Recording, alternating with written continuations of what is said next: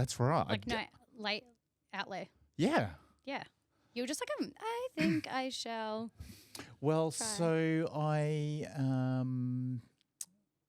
last year I started doing interviewing of models like after photo shoots. Oh, I think I've seen like on like location Yeah. where you've like. Yeah, so I've started them up again because I started doing photo shoots again. Yes. But last year I did that because I wanted to kind of like do something different and being a trailblazer, I'm like, yeah. Self-proclaimed? Yes. Or, yeah. We're only 45 seconds in and I'm giving you shit? and you're already roasting me. I think that's a fucking record. Holy shit.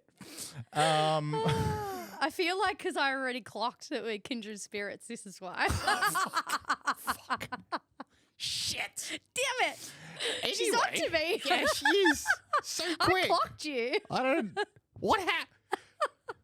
How's this turned into a Felix roast? No, so last year I wanted to do something different, and I was like, I'm gonna interview people and interview them after a photo shoot, and I kind of took it as a like red carpet like fashion thing, you know, tell us what you're wearing today, and like, you know, half the time they're probably wearing what? Well, they were wearing like bikinis or like lingerie, like half naked. This little triangle. Yeah, it was. Look, it was very funny. I thought it was very funny. It was like, I love it. Like they were only like 4 or 5 minutes, right? Or like sometimes even less. But then I was like, I really don't like the editing side of things because you don't like listening to your own voice. Oh, hell no. Right? But then I'm the type of person who, if I don't like something, I'm going to like just keep pushing through it until I get good at it. Yeah. And then find the joy in the uncomfortable, as they say. Yeah, 100%. Yeah.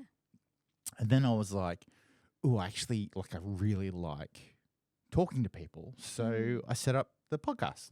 I love this. Yeah. Yay. And it's also a nice, like we were speaking off mic about the extent of your career as a photographer. Yeah. And I think it's a really unique way to sort of pull the curtain back on a career that you have that aesthetically looks a particular way. Oh, but at least then, but like you've been doing it for a long time. You've curated this particular aesthetic. You work with particular models. Like you've got this in the bag. But I think there's something nice about people get to see your personality from behind the lens and how you interact with your clients. I'm sure that helps too with people who want to work with you too. 100%. Right? And I was always doing like, I was doing like how to pose videos. And like I had Put your leg here, do this. Yeah, like finger on the butt, like all this type of stuff, right? Yeah. I was doing all of that. And I had long hair, so I was like always flick. There's this video that I did and it was Sorry, how does it go again? How do you flick the hair? Fucking hell, the roasting just continues. I love Alexis. this. I love this so much. I love it so much. Anyway. Sorry, you digress? Yeah, I did this video once. I'll have to find out. It's in my archive somewhere. It was it was me like posing in like lots of different. It was like a montage of like me posing, right? And the caption was, "How many times did I touch my badonkadonk?" Every single comment on the post was about my hair. It was lush. Yeah. It was lush. It was probably as lush as yours. A bit scraggly, a bit, yeah. It was like, yeah. Okay. So, I feel like you need to find this video. Yeah, I'll find the video. I need it in my life. I'll show you. Yeah. I'll show you a photo. Of your luscious locks? Yeah. Of how luscious it was. Gonna make every girl, every woman, What? man alive jealous of your luscious locks. Oh my God. Could you have been in a Pantene ad? Stop. Stop. No, keep going. Hang on. There's a Facebook memory came up, so I have to go to my Facebook. Oh, don't you love those? Oh, it's fucking mental. I was like, what? I was like, when did I take that photo? Oh, no, not that one.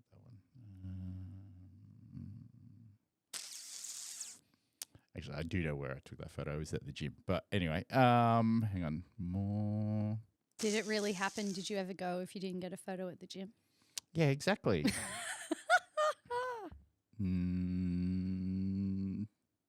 podcast turned really annoying now. Oh, sorry.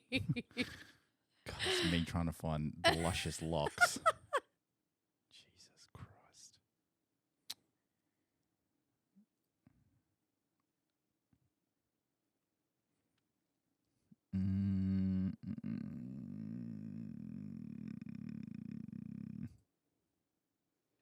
No, I'll find it and I'll send it to you. Yeah, okay. Please do. Anyway, yeah, so I put a lot of myself online because I just laugh at myself because I'm like, I'm just an idiot, right? And I think I'm funny and I don't care what anybody else thinks. But it was kind of like a twofold benefit because it's kind of like a personal branding thing. Yeah. Like when you come for a photo shoot, you're going to leave with sore cheeks because we're just going to laugh all of the time. Yeah. And with my style of photography, unfortunately, I think photographers don't like to put themselves in front of the camera, or they don't like to have photos of themselves. And that's kind of like a dark element to the genre. And so what happens is, how do you gain more clients or more people that want to work with you? Well, you got to show them who you are, and you got to have a brand, and you got to have an approach that works. And yes, you have to have good photos, but the good photos, from my point of view, are just like a byproduct of everything else that I do. And so, yeah, so it was just kind of like I'm just being me. And I'm just having fun doing it, and I'm laughing at myself, and I don't really care, right? But yeah, so that's kind of me. But this podcast isn't about me. This is about Alexis. Aww. Hello, Alexis. Welcome. Hello. Thank you. Lovely to be here. Tell us a little bit about yourself. Jeez. Put a girl on the spot. And then I will roast you. So I have to be careful what I decide to. No, don't. Look, I do no editing. Oh, really? Yeah, no, it just goes straight up. Love this. Tomorrow. It'll go straight up tomorrow. Oh, my God. Are you serious? Yeah. What? I'm super efficient. Bang, bang, bang, bang. Yeah. Love it. Okay, synopsis of Alexis Naylor. I'm a musician, songwriter. I'm a host and creator of a podcast called Through the Creative Door. Oh, I did not know that. Did you not? No. Okay. Oh, well, there you go. Surprise. Okay. Yeah. You're going to have to get me on the podcast. Could. And yes. then in 44 seconds, I'll roast you. Okay. Challenge accepted. Oh, I love this. I love this. Okay. Yeah. Have you always been a creative? Were you always into singing? It's funny. Because I know you can't dance. How very dare you? You're just trying to do that to roast me. How very dare you? You admitted it. Yeah, but I said if you watched my music video, I look like I can dance. Did you actually watch it? The choreograph was good. You admitted. It's all Ash. Yes, if you have a good choreographer, they make you look amazing. Yes, all her work. Look, I feel really grateful. I grew up in a really musical household. My dad adored music. Right. He played drums, guitar, he sang. Funnily enough, the one thing that he absolutely loved that didn't play was the thing that he really pushed me to play, The guitar or the piano? Piano. Really? Yeah. So he couldn't play piano? No, he would like tinker, but it wasn't his forte. And so I think he really pushed for me to do that because it was a skill that he didn't have. You're a very good piano player. Oh, that's very kind of you. So thank you. Well, I was really committed to that when Dad was alive. And then when Dad passed away, everything about it felt really hard. And I just gave it away. I gave it away. But if I hadn't had that time, like, you know, I had no desire to. Sorry, your dad passed away. Thank you. Yes. So it's never easy. I don't think it matters how old you are. I don't think it's ever easy to lose a parent. You were. But I was quite young, so. Very close to him, though. Yeah, yeah. So, like, I mean, your parents love you, but you know, like, sometimes a parent can be a bit more your person. And I think interest-wise and personality and outlook on life, you know, I love my mother, but, you know, we're very different people. You're laughing because she's Filipino. And she's just the way that you said that. I love my mother, but no, she ain't my person. No. She is my person, but she's not my like person. Like we're cut from different cloths, like, if you get what I mean. Yeah. And even Mum would admit it. I think I do get it. Yeah, like Mum would even admit it. Like there's certain times where like I love adventure and I love going out and exploring, and my mum's a real homebody. And anytime I'm like, oh, come on, let's like go do this. And she'd be like, God, you're like your father. Like she's at home cooking the Filipino dishes. Yeah. Which is, I love that. But I can't be at home all the time. That's just not my personality. I just have to ask one question and then we'll go back to your creative side. Oh, yeah. What was your mum's signature dish that you loved? Ooh. That's a big question. That is a really big question because there's so much that she makes. There's so much that she makes I really love. She used to make this is a particular kind of cake, this chocolate cake, but it's very moist and it's like multi-layered. But I'd only get it on my birthday because it would moist. Yeah, moist. But it is. It's like glorious. But it takes such a long time to make. Is it a layer cake? Well, she had to bake it in different pans and then had to construct it. Yeah. Coconut? No, it's chocolate. Oh. Yeah, but like Mum would stay up like all night making it. Slaving away on your birthday. Well, I would only get it on my birthday because like, it's like the only time that she'd actually be willing to go to the effort. Right. Yeah. So you've only had it 16 times. Yes, that is exactly right. Only 16 times. That's so funny. Youthful face.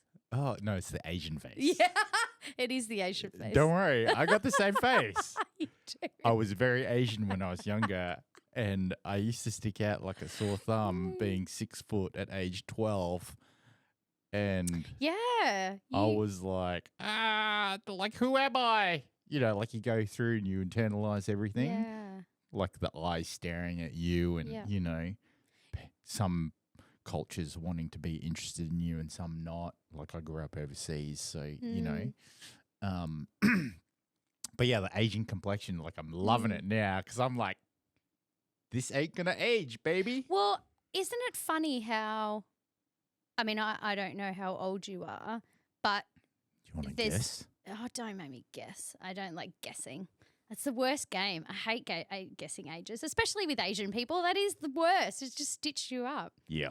I'm trying to stitch you up. Yeah, I know. No, not yet. Not yet. All right. Maybe at the end she'll take a guess. It's, you know, I feel like kids in this day and age, I don't know, there's a bit more acceptance. People are curious about different cultures. And, you know, I think food is a great way as like an opening for curiosity about culture and then different people. Australia's really great for that, I think. I think we're pretty open to different cuisines and things that then allow you to be curious. But I think when I was growing up, and especially because I grew up in country Victoria, it's pretty East Gippsland. Oh, another Gippsland girl. Who else have you had on here? Hannah Lind. Hannah Lynn? Do you know Hannah? I do know Hannah. Fuck off. Bullshit. I had her on the podcast. What? Yes. Hannah and I went to school together. We grew up together. Stop. See, her husband, another baby face Asian. She's not married. Not Hannah Lind. Yeah. Oh, it's a different Hannah Lind. Oh. Ah. Oh. It's a different Hannah Lind then. Okay. Whereabouts in East Gippsland? Oh, look, now you've really put me on the spot. I have no Are you idea. sure you don't want to edit this podcast? No, and I'm even questioning, was it Gippsland? Is Gippsland near Ballarat? No. It's far? East Gippsland's like past Warragul, like. Fuck, that's the wrong way. Holy shit. No, she was living the other side. Interstate. Yeah, so it wasn't that it way. wasn't it was the other way. So it wasn't Gippsland. We were What somewhere is the else. likelihood that there's like the same name though? How Yeah. hilarious. Jesus. Was it Kay Lind? No. Oh, okay. This is a Hannah Kay Lind. Yeah, no. Yeah. Holy shit. Jeez. Oh, let's get rid of those goosebumps. Yeah, I think we're spoiled. We're definitely spoiled for food here in Melbourne and on the East Coast. Like it's just, yeah. Yeah. So, But yeah, sorry, I digress. I was just saying, I think, yeah, growing up, the identity of mixed race and knowing your place is like, I feel like it's a little easier for kids probably now to be able to like, I can still be Australian and of X heritage and still put a foot in each. Whereas, and it is interesting, I have spoken to a lot of different people, especially touring and stuff that, you know, mixed race and talking about that sort of push-pull of like, I'm not Australian enough, but I'm not Asian enough, or I'm not, you know, go back to the Philippines and I'm not Filipino enough. You know, Can you speak Filipino? I used to be able to speak it a bit when I was younger, but I've totally lost it as I've got older. I don't use it. So you're not 16? No. No. I know. Downfall. Damn. You just stopped growing at 16. Yeah. Height. Yeah. 150 centimeters, baby. I thought you were going to say something else there. 150. Yeah, or 155 so you're or something. 5'1". Yeah, something. Yeah, I'm tiny. Tiny. Yeah. I think it's because there's a lot more information available now. There's a lot more information readily available at our fingertips, you know, for people to access, which I think is also part of the problem because there's like too much information. But I think that there's something to be, I don't want to say that you're not proud of it before, but like it's embraced far more now than it ever was before. Yeah, that's exactly like right. it's like how lucky of you to have multi-heritage to lean on as opposed to not having it, as opposed to it felt the other way, that it was a disadvantage to have and not be just quote unquote, just Australian. I don't know if it was a disadvantage. I think probably it was just there was that fear, and I think there's. I don't think it is a disadvantage, but there was that. Yeah. Conceived. Yeah, it's a fear of the unknown. Oh, totally. Like, totally. I mean, because I'm a third culture kid. Yeah. Right. So born in Singapore, grew up in Southeast Asia. My mum's Indonesian. My mum's actually the halfie. So she's Dutch Chinese. My dad was Australian. He passed away like 7 years ago. But like, you know, he worked in the oil industry. So we moved around a lot. Yeah. You know, we met heaps of expat kids and like had to say goodbye and say hello and, you know, like to lots of different. So I never really had one set group of friends. And then growing up, like, yes, I was born with blonde hair. Stop. Yeah, Asian baby. Actually, I was born with no hair, but then when it came out, it was blonde. Wow. Yeah. And then, you know, because I grew so fast, like 6 foot at age 12, I like stuck out and we'd go to. Was your dad tall? He was 5'11", 5'11". Okay, Yeah. so average height. Yeah, my mum was tall for an Indonesian woman. Yeah, okay. Is your siblings tall too? No. Oh.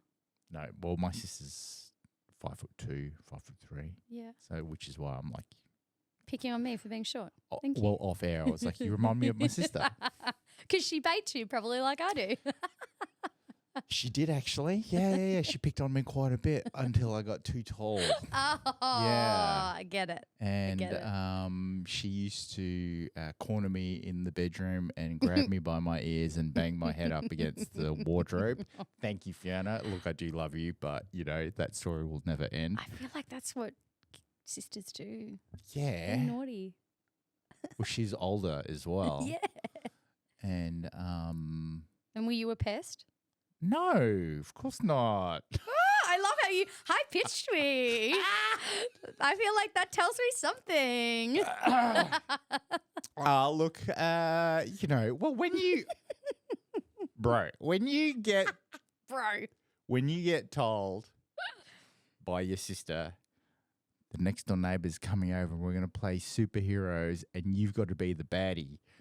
Every fucking time I got to be the baddie. Of course you're going to be. A pest. Yeah. And look, she tried to outsmart me, but I would try to outsmart her. She'd always so she got really good at playing checkers. I used to get so pissed that she beat me every time. She beat me every time. And then I worked out just before her last move, I'd like flick the board and then run out the room. So she couldn't finish. Oh. And then we used to play Jim Rummy. What's that again? The card game. Oh, yes. And like, you know, on like family holidays or whatever, she'd always beat me at that. I was like, bro, you're always beating me. She's like, because I'm older. I'm smarter than you. Fucking, I'll just get the height. I grew a whole head in 12 months. That's ridiculous. Yeah. I had like these growing pains. That's a real thing, hey? It's totally real. See, I don't know what that feels like. I never had those. I know, because your parents put you in a box.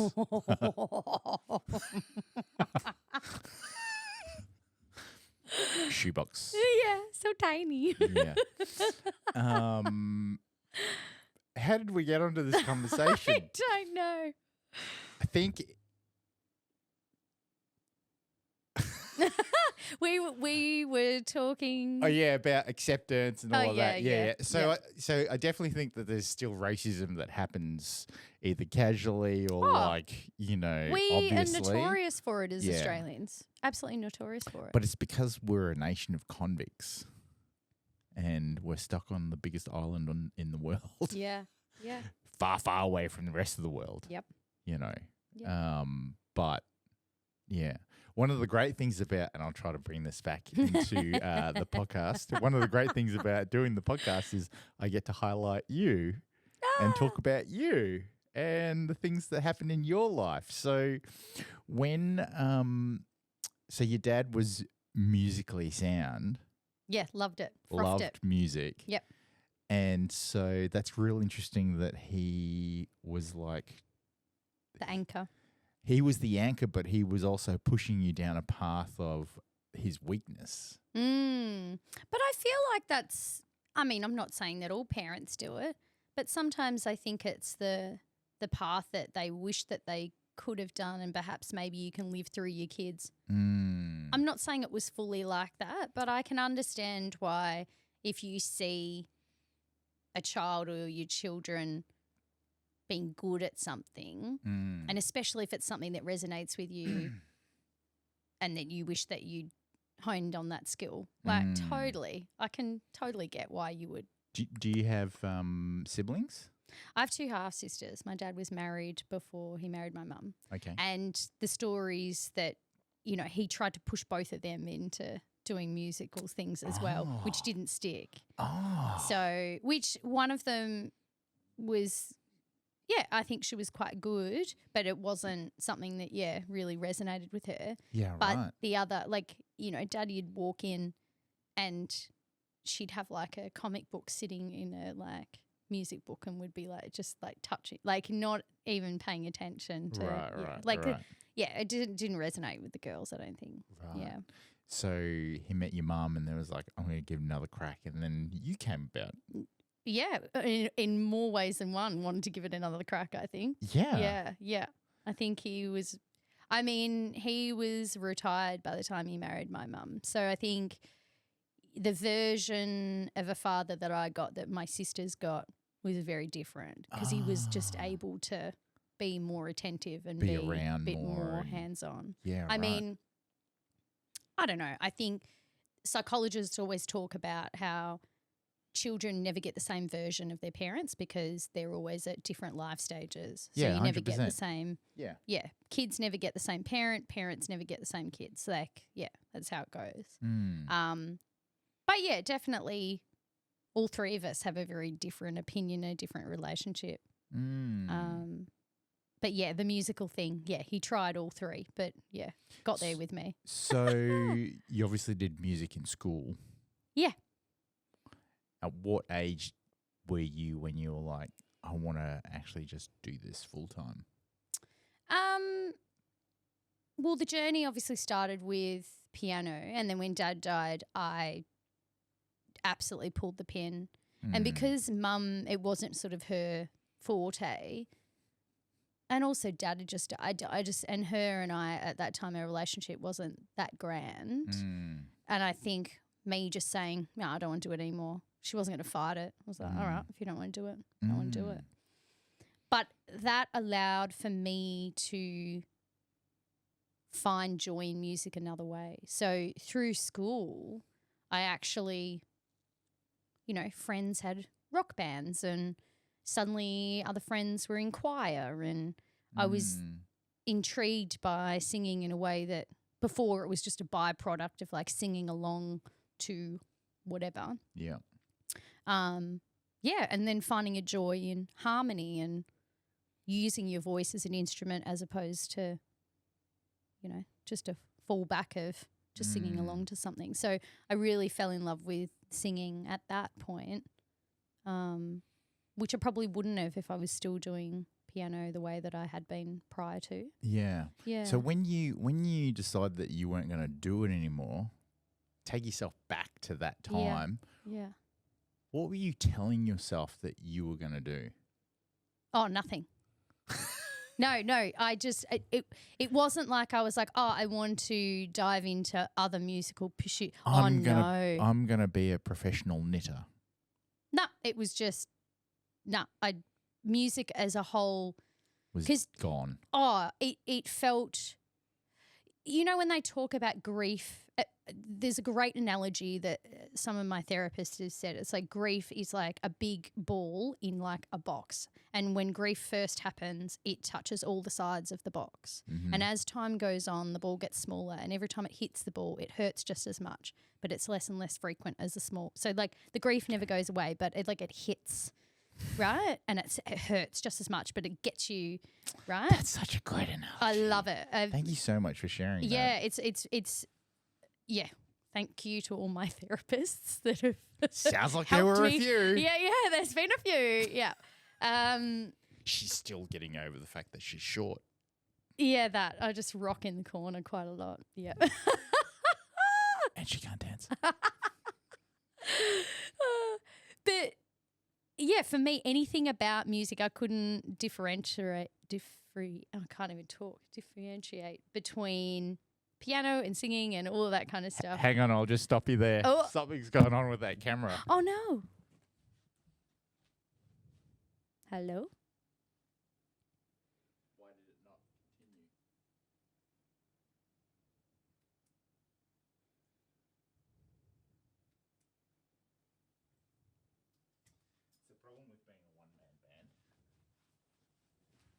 Yeah, but it's good being in a one-man band. Yeah, this is also why I don't edit anything, because like this is the one-man band job. Yeah, love this. Sorry, continue. Yeah. What were you saying? Just about how, I couldn't, music as a whole, anything to do with it. Because, my love of discovering music, like Sundays were music day with my dad. So like from the minute I used to wake up to the minute that we had dinner, if you stepped a foot into the lounge room, he would be playing records, cassettes. It would be playing music or like whatever. Or if I wanted to play piano, he'd like turn the music up. But it was an opportunity to look at the records, have a look at like who was playing what, looking at the sleeves. There was a bit of conversation. So that curiosity around music, like everything about music was just all tied up with him. That's such a enriching like experience that you had. It is, but when you lose that person, I lost a good decade of my life managing that grief. Hindsight's a wonderful thing because I was trying to fill voids. There was some reckless behaviour in there and some really unsavoury choices that were made. I think we all make unsavoury choices. for sure. But I think when I then could find some light, it was through music that I found that light back out, which was finding other community, being in bands, singing with other people. And funnily enough, that is also where I got back into playing piano. I was in this band, singing, lead singer, blah, blah, blah. And then a few of the boys were like, you play keys. They were called blah, blah, blah. No. How rude of me. Very funny. But yeah, the boys were like, you play keys. Like, can you like play keys in the band? I was like, no, I can't play. I don't want to play. Like I used to tell people I couldn't play. And eventually that's so funny because you were like, you were almost like you didn't want to open up that box. No. Nope. You're like, keep that box closed. Yeah, like shove that box in the corner. Yep, on the shelf. Until the therapist helps you come up with a way to open it and deal with it. Yeah. Yeah. But they encouraged me. And so it was a real baby steps. It was like, okay, fine, I will play, but I'm only playing the synth line for the intro for this song, and that's all I'm doing. Oh, you were such a pain in the ass. Yeah. I can imagine you. Yeah, I really was. Yeah. What was your band members like when you were like that? Super loving and accepting. The boys were beautiful. Yeah, they were my second family. Oh. Yeah. That's really... Are you still in contact with them? Yeah, I mean, they're all... none of them do music anymore. Oh, sorry, that's a lie. They all still love it, and in certain ways they're sort of connected to it. They're in therapy because they had this singer that would only do keys for one sentence. I know. But no, they grew up and, got real jobs. What? The fuck is a real job? What is a real job anyway? One's a builder, one works, No, people will choose to, like go down different paths. I think look,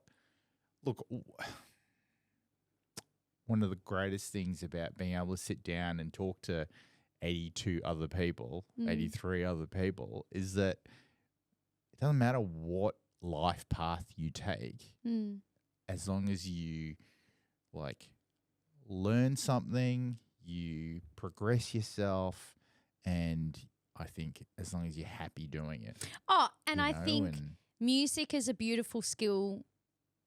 Just because you learn an instrument or learn how to sing, that doesn't mean you have to be a singer or be a professional musician or whatever. That skill is something that brings joy that you can have for the rest of your life. Yeah. And I think for these boys, they've made choices to have a particular life. They want a particular families and, and there's also, we're allowed to also have other passions.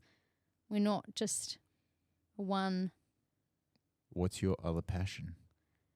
Are you a secret builder? For the builder, can she fix it? No, she can't, because she can't dance. Okay, well, maybe I like dancing. Maybe that is. Are you? Do you like dancing? I do like dancing. I can't dance. What type of dance? You should take dance lessons. I've got a friend. No, well, that is something that I think as a creative, I get. It's like what actors get to do where it's like, oh, I need to learn this skill for X. Mm-hmm. And I think. For a job. Yeah, exactly. And so for me, I feel really grateful that every time, my challenge to myself is every time I create a new music video, I could, and it's the same when I'm writing songs and working with different producers or doing, it's like, okay, I could just keep churning out material, but every time I do a new project, what is it something that I've pushed myself and learnt something new, right? Mm-hmm. So this particular body of work that I'm working on at the moment, I'm working with a different producer, going down a different sound. There'll be a whole rebrand and stuff in the new year. But part of That's exciting. Yeah, it is. But part of that with the music videos is like, okay, cool. I've got an idea for one. Right, I need to learn how to do this skill that I have no idea. And it's the same as the dancing thing. Like I'd never done that particular kind of dance. So therefore, had choreography, learned all the stuff, So I think, that's a challenge that I give myself, but it's also a really beautiful thing that I get to push to learn all these new things. And that's such a different mindset to have, though. So where did this come from? I think it's just that curiosity of like it's I just want to keep learning things. But I also don't think I don't have to be the master of all. Like, for example, there's a music video that I want to do next year, and I have this vision of like rollerblades and whatever, or roller skates or whatever. I can't roller skate to save myself, right?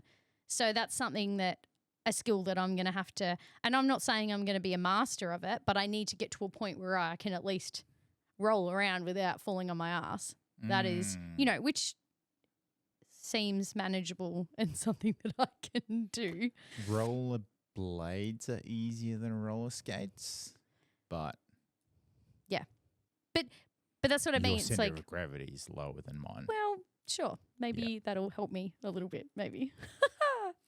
But it's even like I've got a music video where, again, I've got a storyboard of silks and that kind of stuff. And so that's, again, something else that I have to, well, not have to, as in the challenge to myself is like, I want a music video that encompasses this.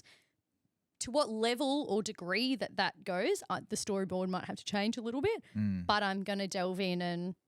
I do think it's so interesting, though, that your drive to learn and to push yourself in realms where you're not good at in order to achieve a particular aesthetic or a particular look, like that is very unique, I think.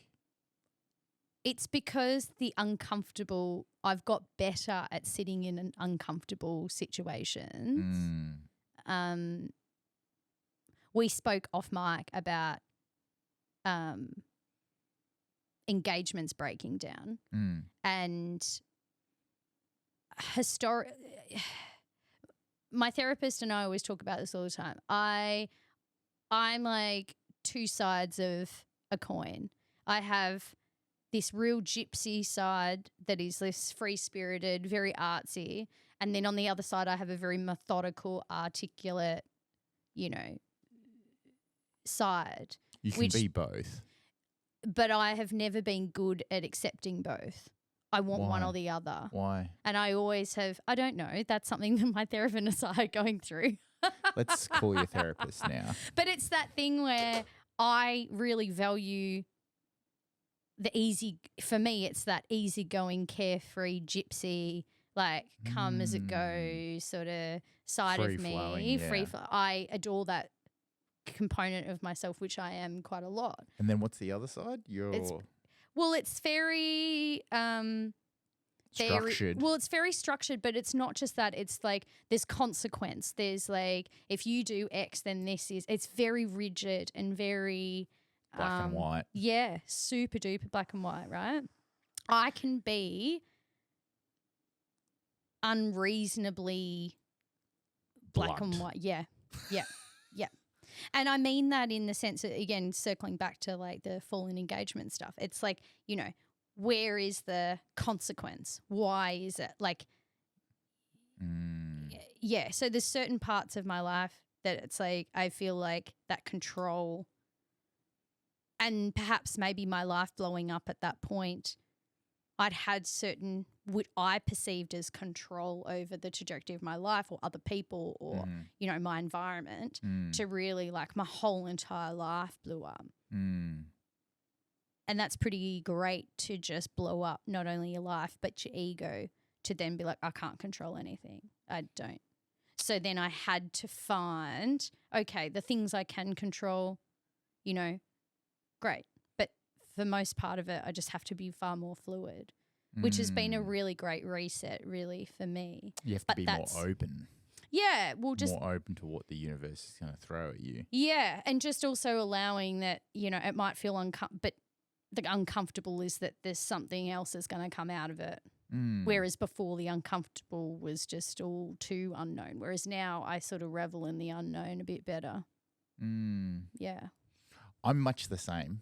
I was very so I've got an engineering background. I was very good at maths. And that fits a stereotype. The Asian stereotype. Holy shit. I can say it. I'm half Asian. Hey, you can. I'm half Asian as well. But I'm Chinese Asian. That is so funny. I think I'm funny. I'm glad you think so. I think you're funny as well. On a side note, how glorious is laughter? Can we sidestep for just one hot minute? Yeah. Right. Laughter is so good. Talking about when life blows up and you're very sad. Bro, you just got to laugh. Yeah. So one thing I remember saying to my therapist was like, even when I'm crying or really sad or whatever, if I can just belly laugh just at least once a day. Which therapist is this? My whole list of therapy. But for me, it's like I can still be in a really sad headspace, but have like a moment of reprieve of like laughter and joy. Look, I'll admit that's why I explained before, like with my photography, like I'm always laughing at myself because I think I'm fucking so stupid. I'm like, who am I? Like, what am I doing? How am I doing this? Yeah. You know? Yeah. But it's also the reason why my Instagram stories are always so random as well, because actually they are a little random now that I think about it. Because I find some funny shit and I just have to share it. But it's all like all over yeah. Yeah. I'm like You share a lot actually on your stories. Multifaceted, right? Like I'm 1 minute you'll see something about a cat and then oh my God, I was just about to say it's like cat this and then manifestation and all this and then some sort of like some photography thing. Yeah, photography thing and then some fucking I don't know. Oh, that Mexican guy that like I love how you're laughing at yourself. Yeah. I love the Mexican guy. Am I meant to know what you mean? I got onto him on TikTok and I just find him so funny. And then I'll like tag my mates on the stories and stuff. And then I get this like message like 4 hours later because obviously they're not on their phone. But they're like, what the fuck is this, man? You're that friend. Yeah, I find some funny shit and I just belly laugh in the morning. Because like, that's so good. You have to laugh. Yeah, you have to laugh. People take stuff so seriously all the time. Well, that's my ethos is like life is hard and just as you get through one thing, there's always going to be something else that comes. So like just where you can, just try and grab some joy as much as you like, yeah, life's hard. Yeah. But you also don't – I'd like to be known for being childlike as much as possible. Not just in stature. You're so funny. Oh, I think I've pinched a nerve. I got the serious You got voice. it. Yeah. But it's true. It's like, so life true. is hard and that's fine, but also Life is suffering. That's what it is. yeah, but in the suffering, that's where the growth is. Exactly. If you don't have like, it's funny when I was young and I'd look at people at uni who seem like everything fell into place for them. It's like has their life had enough tapestry? Have they learnt enough skills that when something robust happens later in life, do they have enough to they're pull gonna on? cope. Well, as a young person, you don't care. Like you're not. Well, I'm not saying all young people, but as myself as a young person, you're like, oh, just wish that things would be easier. But it's like later on when things go awry and you go, oh, if I hadn't have gone through X, Y, Z to this date, I wouldn't have had those tools and I wouldn't have coped as well. Yeah. And like life's good. Yeah. Like, you know, been made redundant from job before, you know, What had job was that? relationship. Not a job that I necessarily loved, but Insurance. it's payroll. Payroll. Yeah, got made redundant. They weren't paying anybody. They didn't want to pay anyone, so they got rid of you. No more pay. No more money for you. Yeah, no. It was a Chinese company. Holy shit. We are venturing into... Where did you get that from? No more pay for you. I didn't say it like that. Oh, shit. We'll just do a rewind, replay. I will do the... No, I won't. No, you won't. Maybe I'll clip that as the reel for the Stop it. episode. No. No. So payroll. Yeah, I've had many lives. Were you using a ERP system? Oh, maybe. Oh. No, I've had many lives. How many lives have you had? I've had many lives. Yeah, I feel like why not have it? Are you trying to twinsy me? I feel like I'd be really good at it. Oh, fuck. No, I've worked in finance. I've worked in payroll. I worked in property law. Oh. I've like lots of artists worked in hospitality. Yeah. You didn't want to. What happened in property law? It was fine. I think the skill, I feel very grateful to. As in conveyancing. Yeah. Yeah. Okay. So I think I really enjoyed learning all of that. And I think as a skill, as an adult in the world, understanding legal documentation and contracts and all that kind of stuff, very good skill to have. Boring. Yes. That is the structured side of you. Yes. The gypsy side of you says, we don't want to do this. Yeah. I want to go hang out in my van. I have a camper van. Do you? Her name's Vanessa.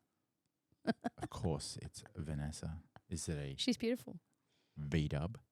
She is a Sprinter. Oh. Mercedes Sprinter. Wow. Up class. Yeah. Yeah. Oh. Yeah. It's that fine line between gypsy Luxury. and realist. Yeah.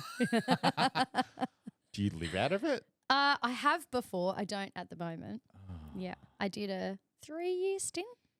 Right. Yeah. Yeah. Okay, sorry. So property law, payroll, hospitality. What else have you done? Finance. Oh yeah, what were you doing in finance? Accounts receivable. Accounts payable. Yeah. It's kind of payroll. Yeah, I mean, yeah. Kind of. Yeah. I was in banking and finance for 12 years. Really? Yeah. Well, at least you got your long service leave. Did you? No, I did not. Oh, no. That was 15. Back in the day. Now I'm giving you hints as to how old I am.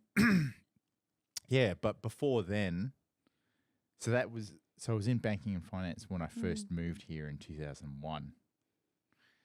Before 2001, I was in Perth. In Perth, I was a Japanese cook for 4 years. Really? Yeah, I can cook Japanese. I did some work as in like crowd control, security.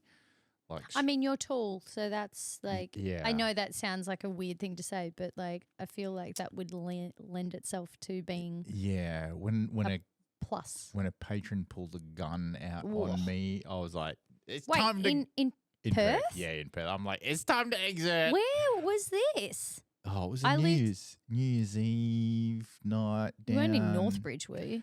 No, that's where we used to hang out. But what year were you in Northbridge? I have just moved back to Melbourne from Perth. I was there for 6 years. Oh, so okay. yeah, so yeah, well after. And truly, yeah. But yeah, so and then I also worked at a stage and lighting company doing like welding. I worked at Blockbuster. Yeah. You know, and then then I came here, banking and finance, and then I've been consulting with my corporate life for the last 13 years. Yeah. Nice. And then I felt like photography for 12 years, and I've moved from being really structured and having to have absolute truths. You know, everything's black and white. It's that analytical side of things. It's like super structured, like this is the box, this is the title. title. To then moving towards a space where the world is very grey and anything can happen. And it's okay that anything can happen. And in order to have light, you have to have dark. You know, and dark. I'm all for that. And dark is a beautiful thing, even though some people are like, but it's so dark, and it's like, you know, whatever, right? But like, yeah, but if you don't have the darkness, how do you fully enjoy the light? Yeah, that's exactly right. And so my whole thing now is trying to, I guess, be the light for other people by sharing my darkness or my learnings from, you know. Yeah. And then 14 years ago, I was like, oh, I think I have an ability. I think I have a skill. And I was like, maybe this is why I was so emotional as a kid. Like I would cry at everything. And sensitive bear. Yeah, but 14 years ago, I was like, I need to like work this out and try to tap into it. And then I did. And then I started using this skill in my corporate life. And then I was like, holy shit, I can actually use this skill like in my photography life as well. So I can see people's auras. And as a photographer, in my corporate life, it's very, I got, so obviously we went through COVID and stuff like that, and you had to like flip to doing things online, but I still was delivering results because I could read people through the screen, you know, and like influence them and all this type of stuff. And then through my photography, it's always like you have a vision of what type of photos that you're trying to achieve. But I got into a frame of mind where I was like, okay, we're trying to achieve that, but there's this variable in that I don't know the person. And I don't know what type of day that person's having. So they could have had their dog died the day before and still want to come to a shoot. And so I have to somehow change their grieving energy into, let's say, positive energy in order to be able to get the right types of photos, right? How do you do that without being able to assess what's going on to that individual? And so that's the approach that I would use. Yeah. And then everything during the shoot, from like me laughing or flicking my hair or like, you know, just added to that whole experience. Yeah. But yeah, so there's a real art to being intuitive to people around you. Yeah. There's a real art to that. Additional to obviously reading auras. But yeah, so I'm kind of at the stage now where I'm like, yeah, I've got this gift and I need to like double down on it and like really hone into what else it means, you know, like what else am I, like my purpose, like what am I here to do, you know? Unlocking that. Yeah. And I think the creativity side of things is helping me do that. Which is probably what's happening to you as well. Yeah. I mean, if I think about any sort of path that's sort of come to fruition, a lot of it comes from a grief or a trauma or something. A lot of the time, I mean, my music is me trying to decipher the world around me and trying to regurgitate it back in a way that makes sense and understand and is palatable for myself and for others. But the podcast, I mean, I got diagnosed with complex regional pain syndrome in my right arm 2 years ago. What does that mean? Complex regional pain syndrome, 70% of cases, 80% of cases, it comes off the back of like a break or a fracture. So when you have a trauma to a part of your body, the brain makes that association. But Crips is where, say, the body part heals, but the brain's still making that association that there's a trauma. So it's still saying that there's pain, it's still swelling, like all of the messaging is still reacting like there's a trauma. Oh, shit. Even though there's no break. So that's 70-80% of cases. The other percentage is what happened to me, which is I didn't actually have an initial break or fracture. My body just started doing that messaging. So one day I was in the studio and I was trying to play piano and I was like, oh my God, my wrist, it's like sharp pain in my wrist. I was like, God, must have done something. Nothing. And then a couple of days later I was trying to reverse the van and just like doing that movement. Oh my God, absolutely in agony. And one of my girlfriends was like, oh my God, I think you need to go get that checked out.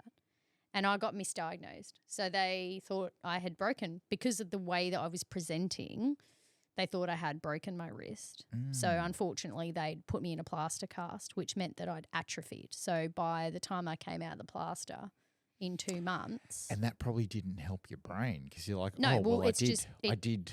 Yeah, yeah. So instead of me just having the pain and dealing with that because I got misdiagnosed, it had atrophied. So my whole entire hand and arm had swollen and then I'd lost movement. So I've spent 2 years doing rehab and been on drug trials and whatever. And August was the first time I played piano for a show. Fuck. And the show that you just saw me play in St Kilda is the first time that I haven't had to take drugs or like strap or like put pain things. Yeah, first time. Did Neha know this? Don't think so. Oh, shit. Yeah. I mean, I've had a bit of a episode this week. Like my body's obviously cracked the shit. I saw that.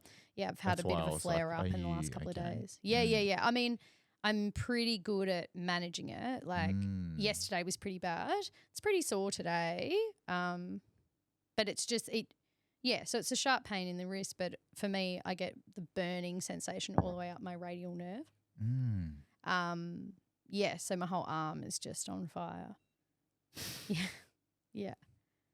But it's been a journey. But I digress. The whole, something bad that's happened and trying to, lemons make it into lemonade.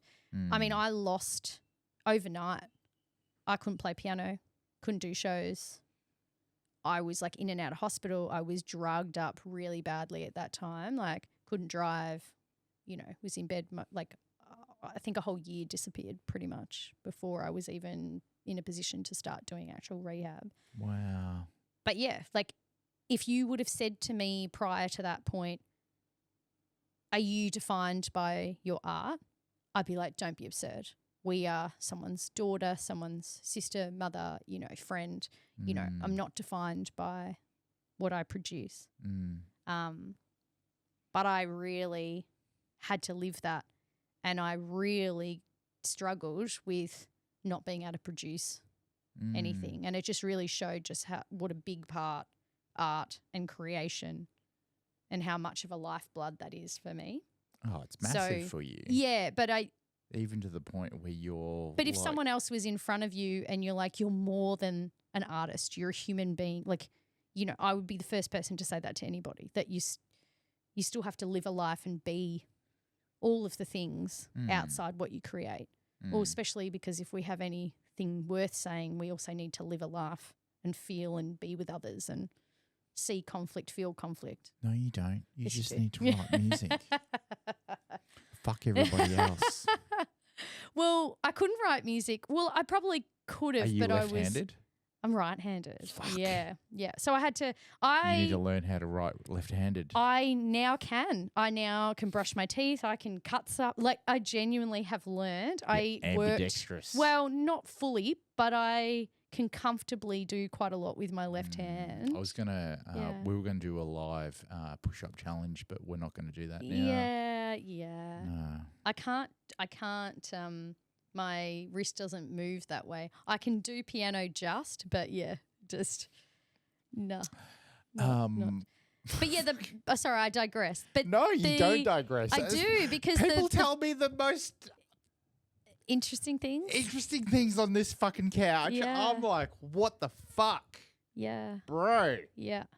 But that's where my podcast came from. Yeah. Because I felt, and it's hard when you're a touring musician and you have quite a lot of creative friends that are photographers or, soundies or whatever, there could be months, years between seeing them. Yeah. But when you see them, it's like no time's passed. Oh my God, how are you? Yeah, I saw on social. Oh my God, you were here. You were doing this. How amazing. Like, what project are you up next? Oh my God, what can I do? Can we help? Blah.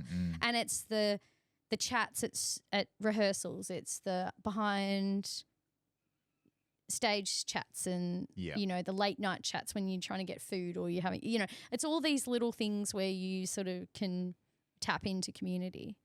And I wasn't able to do any of that. And so it was a bit like, okay, yes, fair enough. I miss the creative me output, playing piano, doing that stuff. But it's like, what is one major thing that I'm missing? And major thing was just, again, like what you were saying about like the beautiful chats and all the thing and community. And so for me, I could have a podcast where I could be like, okay, it's not about me. It's about you and your creative ventures and tell me something good and let me live through you and feel inspired by you. Yeah. And I walk away from every single chat just being like, yeah, damn, yep.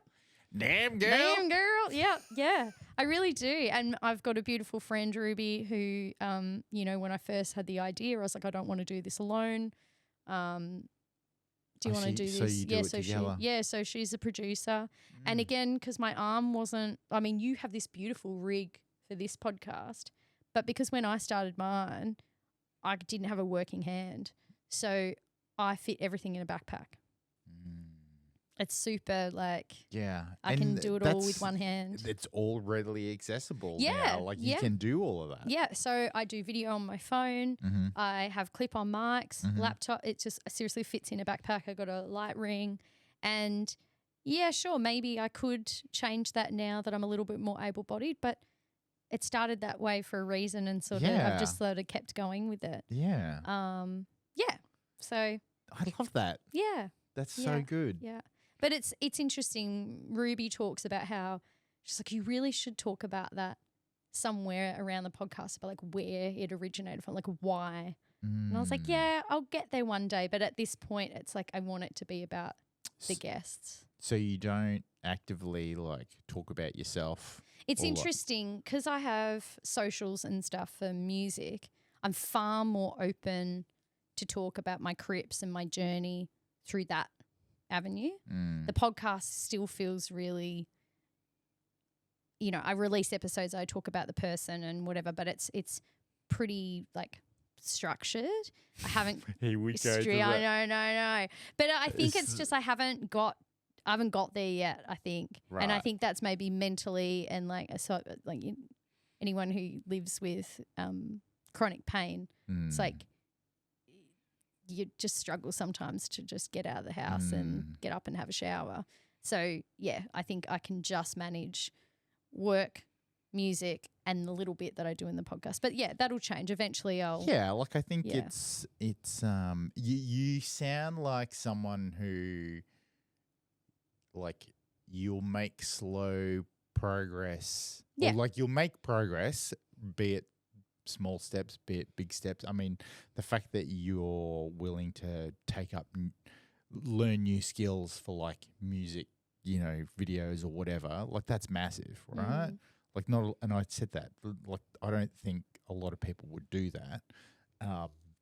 But then, you know, on the flip side, you know, you got the podcast and that whole piece. So and that's been an interesting thing with learning the new skills. Like even some of the dancing, I didn't have an able body.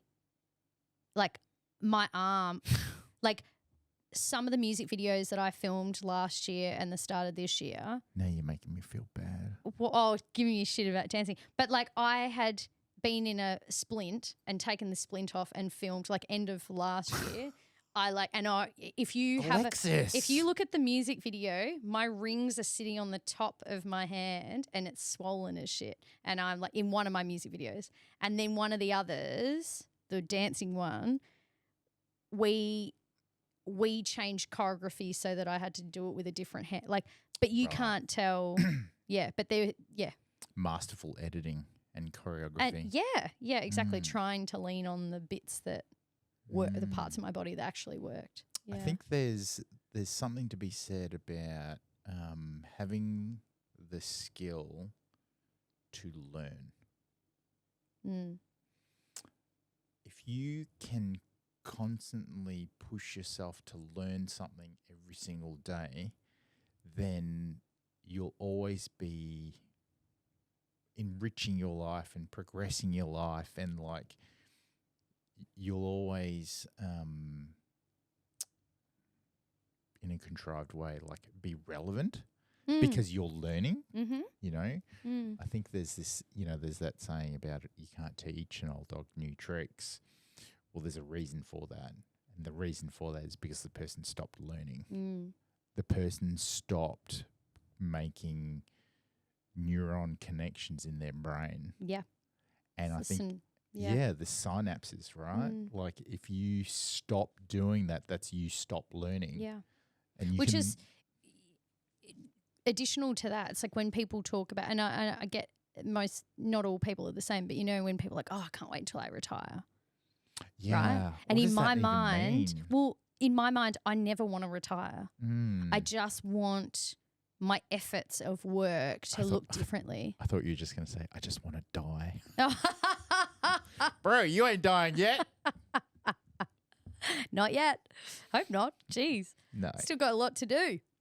But your body of work will just change. Exactly. But I think sometimes, I mean, I hate it, but you listen to these people and they're like, oh, it's so sad. He just retired and then like he died or like whatever. And you're just like, it's because like he wasn't pushing, wasn't working hard.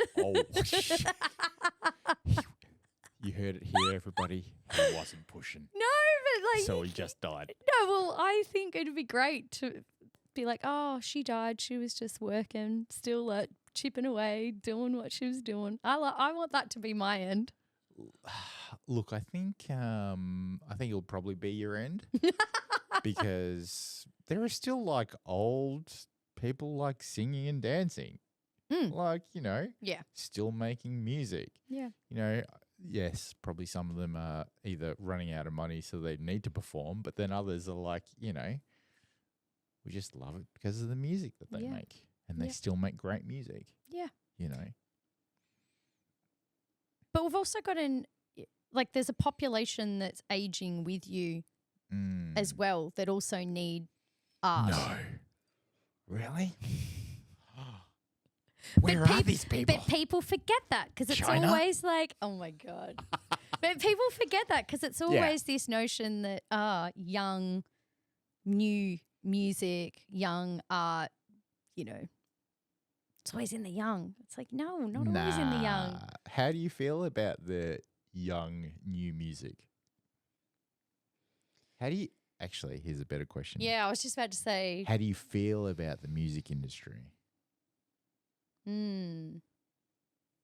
How do I feel about the music industry as a whole, or how do I feel my place in it, or both? Oh, both. There you go, asking your own question. Music industry. So context. So because I understand that the music industry's changed a little bit in that you can have more agency over like how you produce, how you distribute, like how you do all of that. Like you can be independent.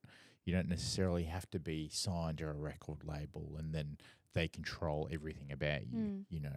You can, just do a recording on your phone and put it on SoundCloud, and the next thing you know, you're fucking at the Emmys or whatever, right? Yes. But how do you feel about that change as opposed to the conventional? As opposed to the experience that you had with your dad where you're like looking through records or like looking at cassettes and like all of this. Like that's... Yeah, I mean, I think something had to give and that change, which meant that there was less gatekeepers, I think was a great change. That people had a bit more control, technology got cheaper. The internet. Yeah, well, that and technology allowing you to be able to, record by yourself or, editing and everything that goes with it, photos, all the stuff. That's all wonderful, but don't think for a second that as that environment's changed that there hasn't then still been gatekeepers just pivot. So if you look at the statistics now of the percentage of headliners that are actually under labels versus independent, independents vastly outweigh labels now for most headlining festivals and things like that, right? And that's a good thing. That is a good thing. But the gatekeepers, instead of gatekeepers being the record labels and publishing and all that kind of stuff, you still need to sign up to a distributor to get your music on all the platforms. So the gatekeeper's the distributor. Well, there's and still the festival creator. Well, there's still all these other gatekeepers around. But the beautiful thing about community, where there's a will, there's a way. And there's plenty of people out there that I know in the industry that they're like, oh, yeah, there's still gatekeepers all around for funding, for whatever. But that doesn't mean that you can't. And I guess that's the beauty of being independent. It's like, well, I want to run this festival. I will pull it out and do it myself. Okay. I can't seem to get particular funding. All right, well, I'll do a fundraising thing, or like, there's other ways around it. It's just a bit more difficult, but there's still the gatekeepers have just moved and changed, and there's still artists are still losing out. Once upon a time you get signed by a label and then you're paying it all back. Okay, now you might be independent, but there's still, booking agents still want to get a massive cut. If you book a venue, well, they still want a percentage of merch and bar. They still want... So the artist is still struggling, especially because tried and true is that merch and shows are the only way that artists, musicians make money. And there are still gatekeepers that are still chunking, like getting a claw at that. Really? Yeah. And that's the difficulty for you to make good. The best money that I've made is when I've been on the road, like because you're selling merch. You're just selling merch and you're doing like shows all the time. Yeah. Yeah. But it's hard being a touring artist. It would. I was just talking to my therapist today about me touring and how it's this elusive goal that you have as a result of you want what you don't have. Mm-hmm. And there's this glamorization of touring. Yeah.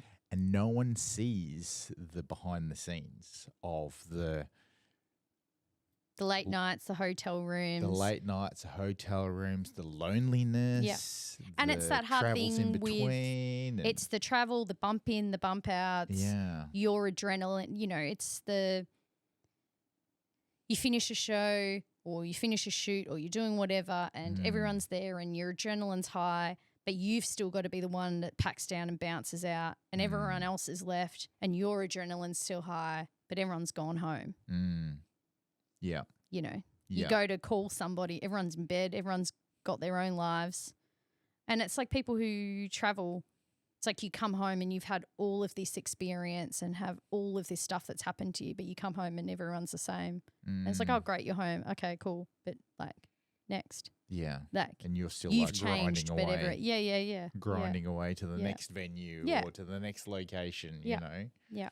Yeah. And that's something for me I've really had to learn just what that like after tour blues. That's a huge skill that I've had to learn to be better with because that depression that comes when you come off the back of a tour is super real that I don't think enough people talk about. Well, it's like with athletes, right? When they retire, like what do they do? Like these Olympic swimmers, right? They train. They get to the Olympics and they get gold, and then what? Yeah. They come home and train for the next Olympics. Well, not if they're older. Yeah. Then what are they going to do? And, you know. Well, Miley Cyrus talks about how it takes her a long time to decompress and discombobulate because and it's well, it's true. It's a weird word. It's a great word. Discombobulate. Yeah. Feel like a lava lamp. But your egos are inflated, whether you're a athlete or a musician. Like you're doing PR, you're constantly, you know, it's inflated ego because you're like, I can do this. I'm great. I'm going to swim X amount of things and I'm going to beat my record. And like, you know, it's like you've got to be in that mindset to keep going and to perform. Yeah, exactly. But yeah, it takes a lot to come like off that. Is Miley Cyrus one of your idols? No, I wouldn't say so. But I mean, she has a lot. I mean, her life is extraordinary. Strange to the average person. Yeah, but I think everything's inflated. And so if someone like her who has all the resources and has family that are performers and understand the industry. She also had a father that was a musician. Yeah, like, but if you come from that space where you struggle and you've got all of the resources, then it's like, oh yeah, well then if you find it hard, of course it's hard. Yeah, that other people find it hard. Because we're all fucking human. Yeah. Like it doesn't. But I also don't think it's natural. Like egos, we need egos in our job. I need ego. Ego pushes me to talk to people that I don't always want to talk to. Ego pushes me to. ego is something that I can lean on when I need, like, probably the energy where I just want to, like, be lazy and go home and, like, not do anything. Hang on. But, like, there's a lot to unpack here. What do you mean? You lean on ego Well, because then to I can talk like, to someone that you don't want to talk to. No, it's not like, it's just like the times where like I don't particularly want to perform or like be on. Oh, okay. I can lean on ego because it's just like, oh yeah, like it helps. When you say that though, do you not mean like so you're just leaning on your ego to like give yourself that confidence to like, no, you got this. Like you've got the experience. You work through all of your catalog of things. Yeah, I mean, done. I think I've got the confidence anyway, but I think it's that like being able to really show up in that next level and leaning on that ego really helps. Right. But I think when you're on tour, that's on all the time because you're touring and you're talking to people all the time and you're doing radio interviews and whatever. And so it doesn't really turn off. But when you come home, if you've had enough time where it's turned off, discombobulate. Yeah. Then I find it hard to like get it back. Once it's back, get the ego back. Yeah. You find it hard to get the ego back once you've turned it off. It takes a while, but once it's turned off, I'm like, oh, yeah. Interesting. Yeah. It is interesting how you brought up Miley Cyrus and my comment before about her dad and potentially the similarities. And so you resonate. Well, she's very close with the dad, isn't she? Yeah, Billy Ray. Yeah. But like you resonate with what she's saying because this image of, well, she's got all the money in the world and she should be able to do all the things, yet she still struggles. To me, that yet again, it's a sign that money doesn't solve everything. Oh, God, no. Fuck, mate. Like, why are you chasing the dollar? I don't know. Is she chasing the dollar? I think she's doing it. I'm not talking about her, but just in like general. in general, like don't chase the dollar because it's not going to solve anything. But I do think that comes from privilege, though, to be able to say, don't chase the dollar. Yeah. Yeah. Like, but also if you've had experience in your bow to feel that money doesn't solve everything. Yeah. That takes time too. It definitely takes time. Money definitely doesn't solve anything.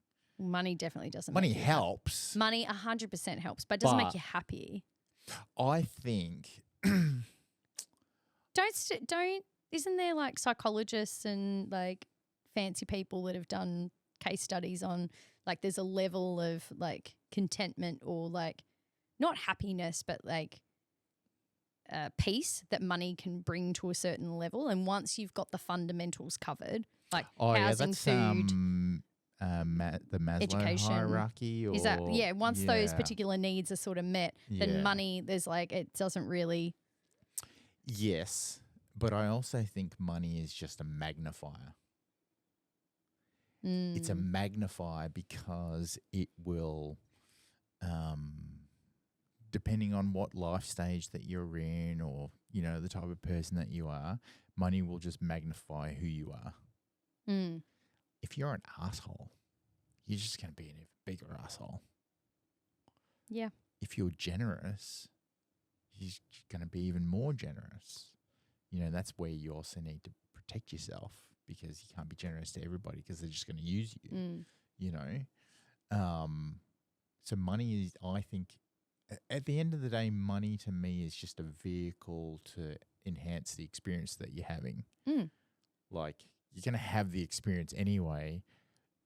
Like, it may be this much of an experience or that much of an experience. Money will just allow you to do that as opposed to this, you know. Money also, depending on the level that you have, it also gives you a challenge.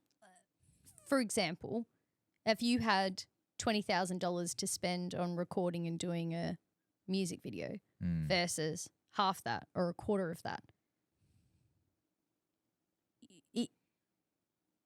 you can come at that with curiosity to be like, okay, cool. I still want to achieve X, but how am I going to do it in the like? Yeah, you changes the approach. And you might actually be more creative with that.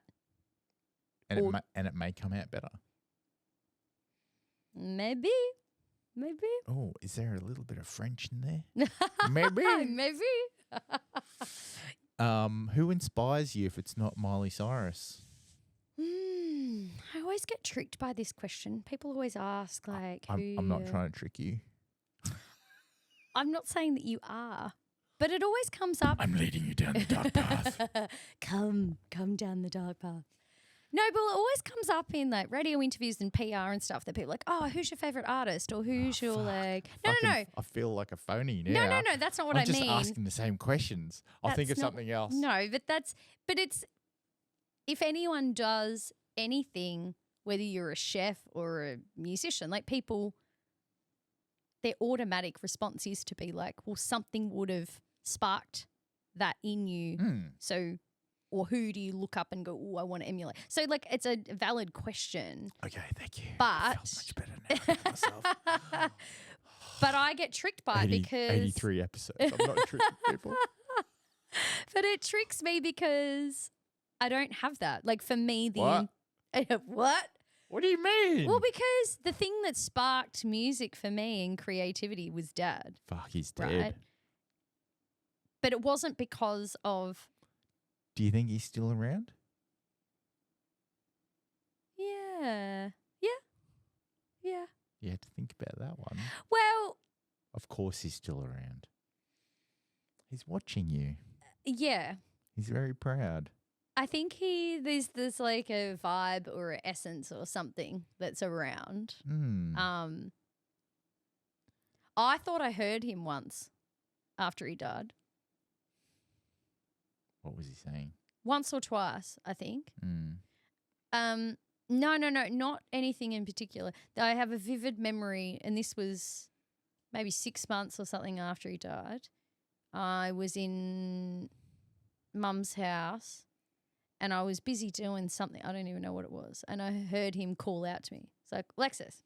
I'm like, yeah. He's like, come here. I'm like, oh, I'm in the middle of doing. And it's this whole like you're in the middle of an activity. And so you don't think anything of it.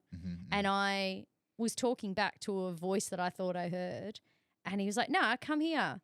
And I started walking down the corridor and like going out the back because I thought I heard him outside. And I stopped myself halfway down the garden path and was like, wait, what?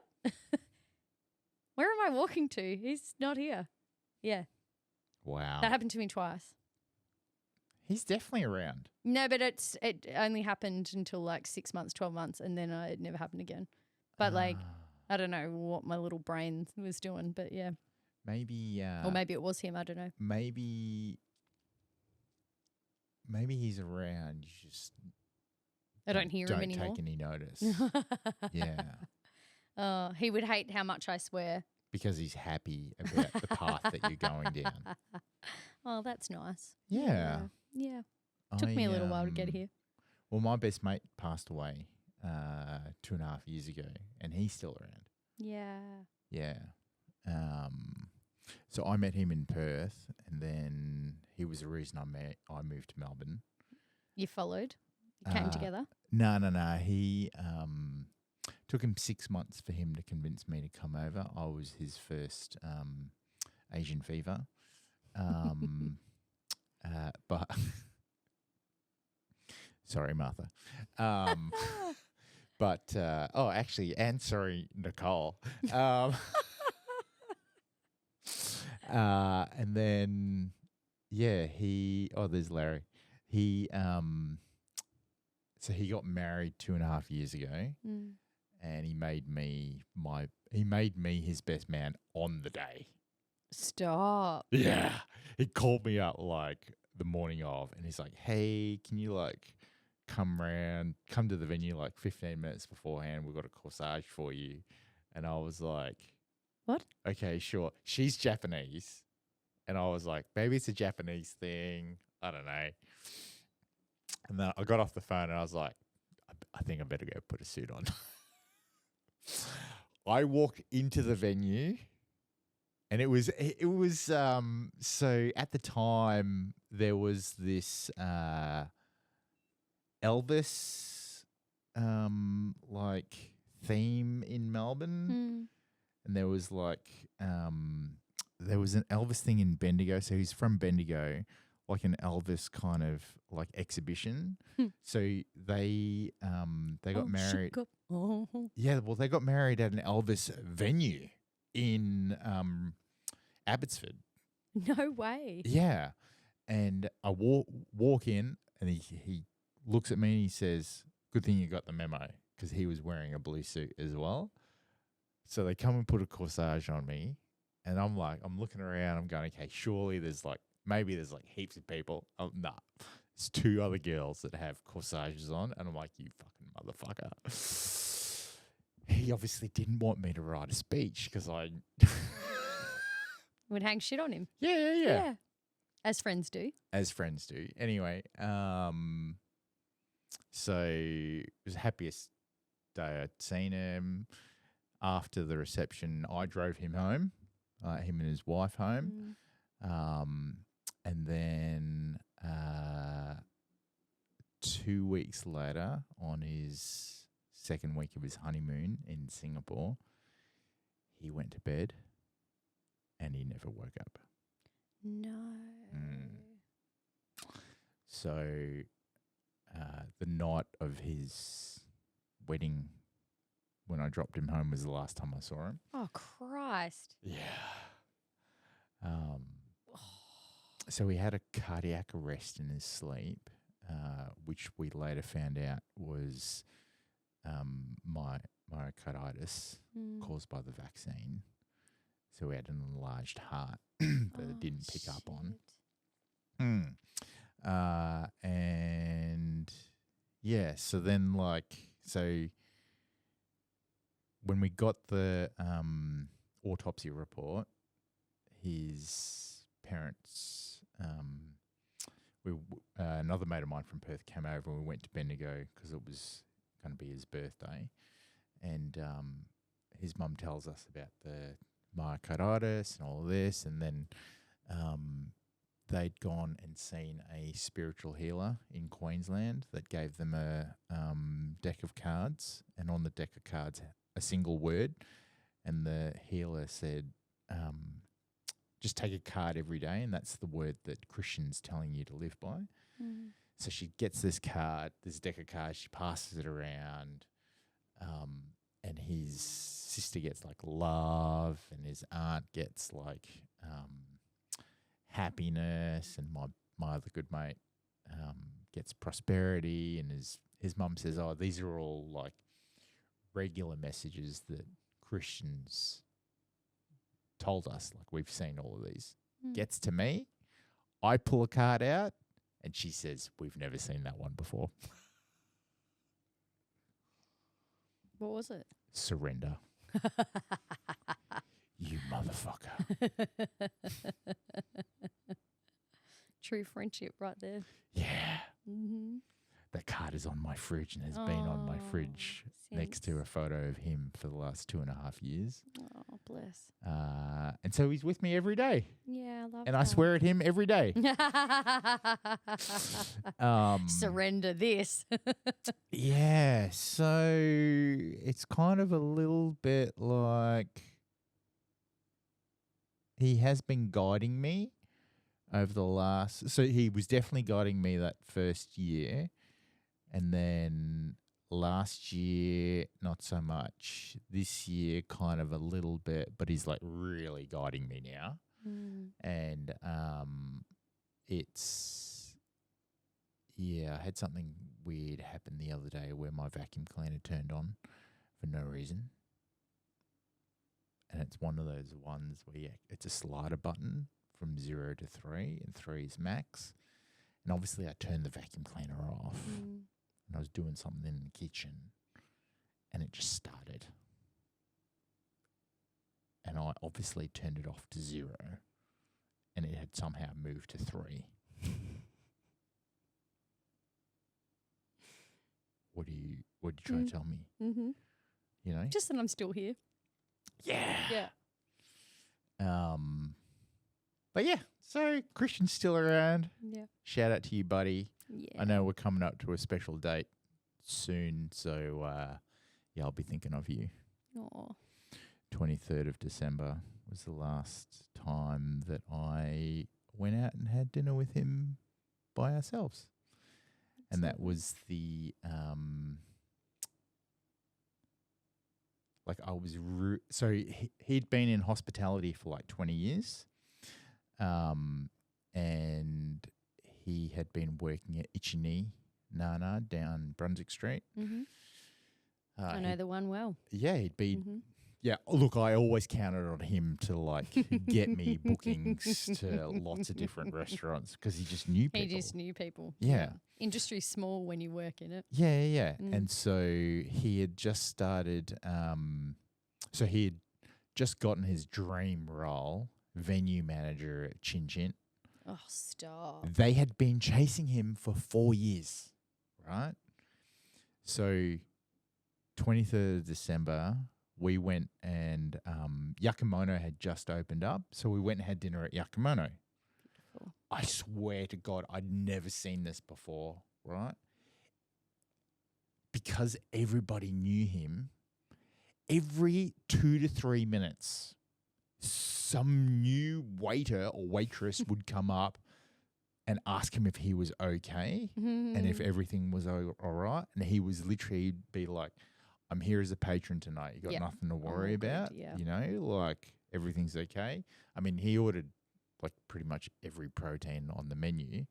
But I was just like, who the fuck am I fucking sitting with? Like, this is hospitality royalty, you know? And I just felt so proud of him. Yeah. But then obviously, like, May, he passed away.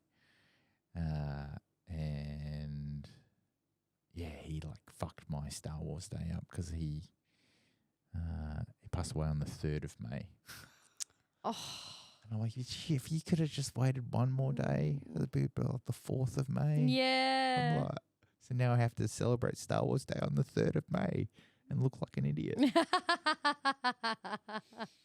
See, he just got you again. Yeah. Yeah. But anyway, yeah, so he's with me like all the time. Mm. Yeah. Okay, so another question. Mm-hmm. Pineapple on pizza? I rate it. Hey. I do. I rate it. Nice. But I want to put like Tabasco or like hot sauce and stuff on it. Yeah. Yeah. I'm all for a Hawaiian, but I need some spice. Some spicy? Yeah. That's the Asian influence. Is Filipino food spicy? Depends on which island. So some are more mild than others and some have real heavy chili. Yeah. Just depends. But I wouldn't say that they're like adobo and like lechon and like they have like certain vinegars and chili things, but like I wouldn't say the baseline is hot. Right. But there definitely are certain regions where they have more hot chili and like more ingrained. Are you a Joe Coy fan? Did you go? Have you seen? I Joe? have, yeah. Yeah. Yeah, I enjoy his roasts of his mum. He's so funny. I do enjoy. There's certain rabbit holes he goes down that I'm like, maybe not my forte. But I really enjoy, his roast of his mum, and especially because he talks the stereotypes. But the stereotype's real for a reason. Yeah, the exactly. trope's there for a reason. Yeah, and it's just funny because you watch her from the sidelines, and she's the doting, very supportive mum now. Yeah, obviously because he's successful. Yeah, now. Yeah. Whenever I want to have like a good belly laugh, I just put one of his specials on Netflix. And it's just like hilarious. Yeah. And I think the thing that I really love is you can hear the belly laughs from the audience, which are clearly all phillos because they're like all super connected. Yeah. But that's the beautiful thing about the way that society's changed. Like once upon a time, would you have seen an American Filipino comedian on mainstream. Yeah, making jokes about being Mexican. Yeah. Like, yeah. But now you get to see, that everywhere. It's fantastic. I love it. All right, next question. Go. I love it. What was that noise? Go. That was not the question. Oh. The question is, what advice would you give your younger self? Ooh, okay. We asked the hard questions here. Pineapple on pizza was a yes. Go pineapple on pizza. Do you know what? It's really hard because... Fuck, we're going down this rabbit hole again. It's really hard. It is really hard because... Why? Well, because on face value, you go, okay, great. Give younger self this advice. Yeah. But what? You wouldn't change anything. It's not that. You don't learn, like, if I say whatever advice it is and that puts you down a different trajectory, all of the little skills that you've learnt from all the discomfort and whatever, like, the whole trajectory changes. Would you have gotten there quicker, or are you talking about a completely different outcome? I think it would be a completely different outcome. Oh, why? Oh, I think maybe you would still find your path. Now I really want to know what you would say to your younger self. Well, because don't get involved with boys. No. Well, okay. I think I lost my father when I was so young. Friends. Actually, how young were you? It was like primary school, high school. Oh. Yeah. So I think for me, friends, That's a hard time. yeah. Friends were everything. Community was like friends and my band, family, and all that kind of stuff. And obviously, you know, it's a journey of going to therapy and all that kind of stuff. But feeling seen and loved, and I think it's like a lot of young people. And you meet people sometimes who are so and I don't think I was necessarily that, but you meet sometimes people who are so desperate to be loved or be in a relationship. And it's like, okay, but like love yourself and have all of the things, right? Yeah. Yeah, but like it's easy to say that because hindsight's a wonderful thing. But when you're looking at a young person who's never had a long-term relationship or felt love in that way, it's easy to tell them, that's what you need. Yeah, just worry about your career and don't worry about that and whatever. But when you're craving something, you need to do it and then work out that maybe you didn't need it as much as you thought you did. But it's just that you hope that the lesson is learnt quicker. Yeah. Do you get what I mean? Yeah, I do get what you mean. Yeah. And this is where it's hard to be like, younger self. So don't be in a relationship? I'm not saying that. Focus on yourself? I'm not saying that because sometimes you need relationships to have something worth saying. So what advice would you give you? Come on, I'm going to get it out of you. I know, we only live once. You've got to do it all. You just can't do it. This is the problem. I think a young version of me wanted everything and wanted to do it now and felt the pressure. Oh, you were impatient. Well, I wanted to success to be, or like I wanted it all.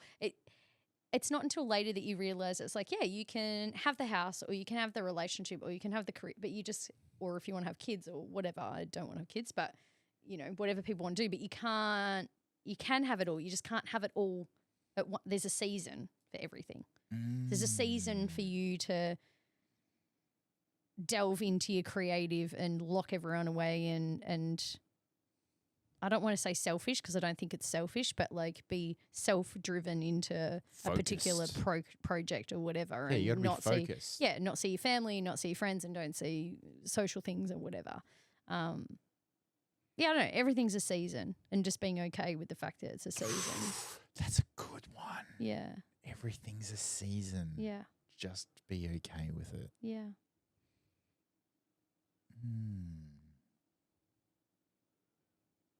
Were you one of those kids that just wanted to grow up? Yep. Yep. Same. Yep. I just could not wait. I so desperately wanted. I hated being a kid. I hated not having control over my life. Yeah. So it comes back to that stupid control hoo-ha that I was telling you about before. Yeah, no, it's not stupid. There is some logic behind it. Especially that's probably why you still have that element to it. But I think that comes out of necessity. If I've had grief and certain things comes out of being an adult. Yeah. But when you're a kid, I was in a position where had all these real adult things happen that I had no control over and I couldn't get myself out of. Yeah. Dealing with grief. Guess what? You were a kid, so that's all you had to do was be a kid and don't worry about adult shit because you had your parents. Yeah, but then one died. Yeah. Fuck. I didn't mean it like that, but I'm like, yeah. Yeah, okay, all right. Look, it's very heavy. It's very heavy. It doesn't need to be heavy. It's just truthful.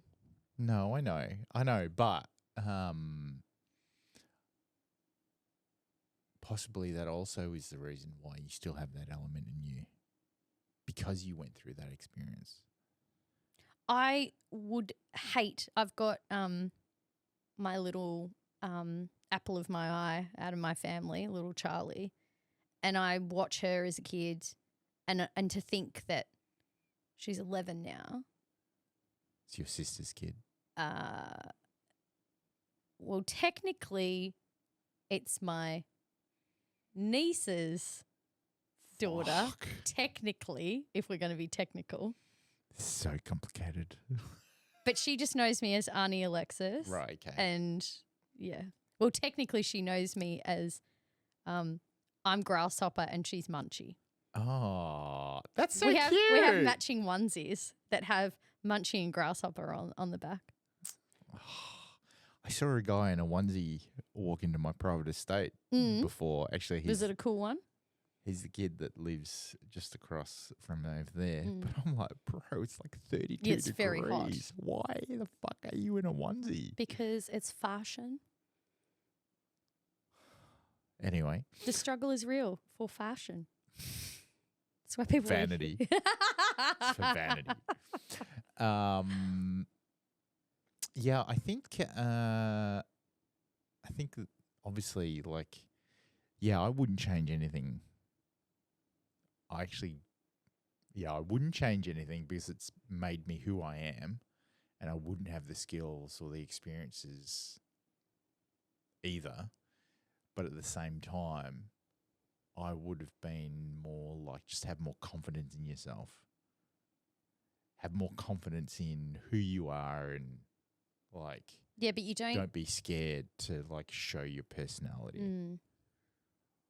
Because I was also I just want to grow up so then people take me seriously. But then now I'm I just want to make people laugh. Yeah. You know, yes. it's yes. We've just done a full circle. Yeah. I can be serious and there's, heaps of stuff that I'm serious about. But I think the understanding of making things relatable and making things fun and having laughter and joy means that you can get more stuff done. Yeah. Because if you're a stick in the mud, nobody wants to work with you. Nobody wants to do anything. Imagine if you were a stick in the mud doing your music videos. No one wants to work with you. Get that fucking cast off. No, I'm not, no one would want to work with you. So if you're the type of person who is joyous and is fun to work with, or you've got some level of personality so that you can have banter or whatever, then that just makes everything better. Oh, for sure. But that's why I do my art. I don't wish to be a prisoner in my grief or the things that I have no control that have happened in my life. And so my art is a way to sort of take all of that and put it over there, and I can tap into that beautiful muscle memory that I can be really emotional and it's all in my body, and I can be at the cusp of crying, and then I'll finish singing a song and be like blah blah blah blah blah blah. I mean, I've had people say that sometimes is a bit jarring because I do such emotional music and I'm in a space, and then I'll stop and I'm like ha ha ha ha ha ha about whatever. I think it's I think the opposite. I think that's a sign of a true artist when you can perform like that.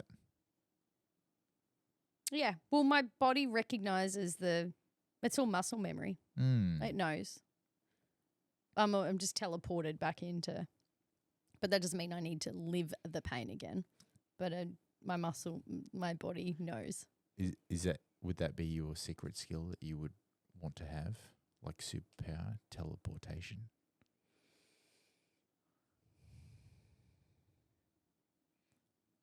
No, I think I want to read minds. Why? It's a control thing. It's not so much a control thing because I'd just be like, I already know your intention. Fuck. So I can stay well away from you. Oh! People's intentions.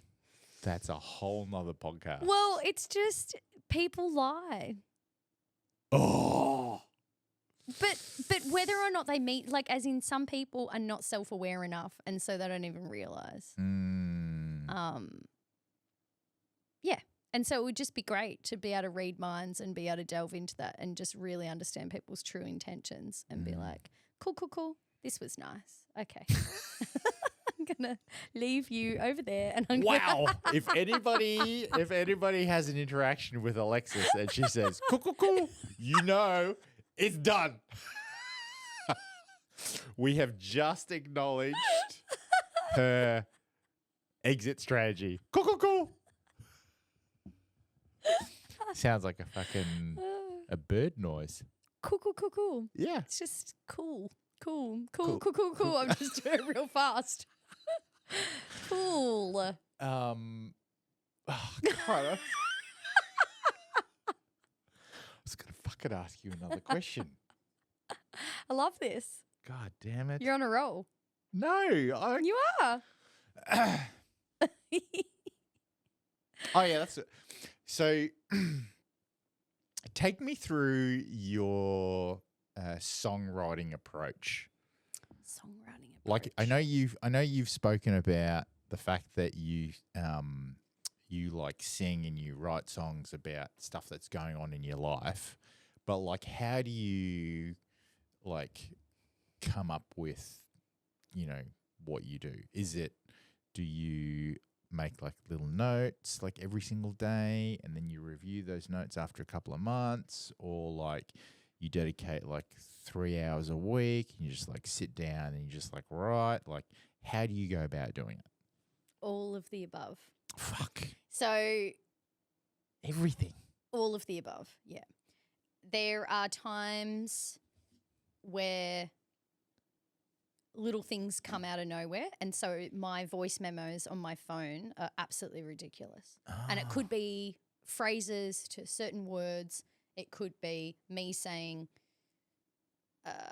need to circle back and delve into folklore of Filipino something because I want to write a song about some witch god something or other. I don't know. I'm just spinning something, right? It's just like but you just have these little like ideas. Right. Driving, especially because I lived in my van for 3 years or so. So like long stand touring and things like that. So like long haul drives, I find that activity, a lot of juices come up at that point. So that is creative juices. Yes, creative juices. That is a good, just to clarify. Yeah. But I have to pull over and voice memo, and it could be melodies, could be like vocals, all sorts of ideas. Wow. It's also a good time that I listen to mixes And that's where I usually like play, like bounce out from sessions and figure out my melody lines, also the other instrumentations about where I want the light and shade and things like, again, so it's a little of that. I'm a firm believer that you need to have structured time to write. So I have structured evenings or afternoons or days where it's like I'm just like I won't touch the laptop and get back to emails and won't, it's just sit at the piano or play the ukulele or do whatever and just play. Yeah, a lot can be said for, I think Ed Sheeran says like running the tap. It's like you've got to do the process to, you got to get the reps in. Yeah, exactly. So, but also there are definitely times where you sit down and lots of artists can talk about whether that be drawing or as a musician. There are sometimes like that's like those aha moments where it's like some sort of high intervention where you sit down and everything just falls out of you. And in 15 minutes you've created something and you're like, last week I spent 8 hours for something that I still couldn't finish and I just sat down for 15 minutes and have a full song. That's your dad. He's like channeling you. Yeah, maybe. But yeah, I all of the above, I think. Yeah. And then over the top of all of that, you then have the layer of the things that you learn, So it's like, oh, okay, great. When we get into the production side, it's like, oh, is there underlicks or different production things that you can. What's an underlick? Oh, like it's like counter melodies and like there's like all these little tricks to like make songs like earworms. What? What the fuck is an earworm? So other than that animal that lives in your ear. No. When like you have a song that you've heard and it's like it just sticks in your head, earworm. So it's like your rational brain can't really pick a point of why that song's got stuck. It's like most popular music or popular songs. Right. There's like a riff or like a melody or there's something in it that's just the whatever that is that your brain's like clung onto and it's an earworm. So it's like creative, smart writing. Creative, smart writing. Yeah. Why do you think that happens? Well, our brains are pretty simple. This is why the 4-chord songs still work so well. It's why the formula of if we repeat a melody or a pattern 1, 2, 3 times and you can change it up the 4th time. But if I do that rotation once to you, you will remember it. It's like, when people do call and responses or, I don't know, when I was at my show, I think maybe you missed that bit. I did a bit at the end of my show. Oh, at Artful Yo-Yo. Yeah, where I was like, great, this is what the chorus is. And the chorus does the same melody 3 times and on the 3rd time it changes a little bit. Right. And so all I need to do is sing that once and the crowd already can sing it back to you. Like your brain it knows the pattern straight away without you having to work too hard. Yep. But it's also why your brain, it's easy to it knows where to go already. It's why key changes and arcs in songs. It's why you already know where it's going to go. That's why. I think it's also because of the fact that music is frequency, and we we accept and absorb lots of different frequencies, and music is just one of those frequencies that will either resonate with us or not. It's also, I think, the reason why if you listen to a song that you were listening to when you were 17 or 18, you remember... Takes you back. Yeah, take you back. Teleports you. Yeah. Because of the frequency. I mean, your muscle, from a cellular level, your body remembers. It remembers. And so therefore that trigger, they always talk about sight, sound, smell. Mm. It's like one of those things, touch, like it will trigger the others and then you're back in a space. Yeah. Yeah. Yeah. So next year you're coming out with a rebranding. Yeah. Is that right? Yeah. New That's music. That's a big undertaking. It is. So obviously that's because of the question I was going to ask was what's the plan for next year, but you've already answered it. Anything else exciting happening next year? Got a new segment happening on the podcast next year. Yeah? Yeah. Is it a what's going on in Felix's life segment? We can add that to the list. No, for please that. don't. No. No, so I guess off the back of all this chat about my dad and sharing music, Yeah. one of my dear friends in Perth, we are actually doing a segment where it's like a little chat every week and we talk about a record. So I'm essentially getting cool. I essentially get to do what I did with my dad, but it's on steroids because it's like 10 minutes with one of my best mates. It's dedicated for him. Yeah. Yeah. What was your dad's name? Everyone knew him as Alec, but his actual middle name was Alexander. His first name was Joseph, but no one ever called him Joseph. Oh. Yeah. Are you going to call this segment Alex Corner? No. Oh. No, it's just called B-side. B-side. Yeah. Not P-side because he's in Perth? No, B-side because it's like off the back of the main segment of the podcast, I guess. Yeah. Well, that's exciting. Yeah, I'm really looking forward to it. It's going to be great. So do you do an episode every week? So the main podcast is every fortnight. Every fortnight? Yeah. Okay. And these new segments, because they're only like 10 minutes long, Yeah. they'll be every week. Okay, cool. Yeah. So essentially homage to the every week used to do it with Dad. Yeah. Mm. Yeah, that's awesome. Yeah.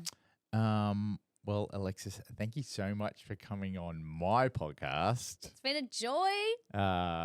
We've been going for over 2 hours. Have we really? Yeah. No, stop. Oh my God, we really have. Yeah.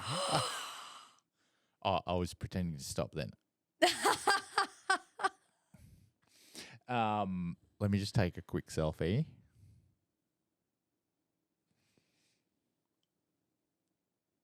Amazing. I love this. Well, I can't wait to come on your podcast. I can't wait for you to be a guest on mine.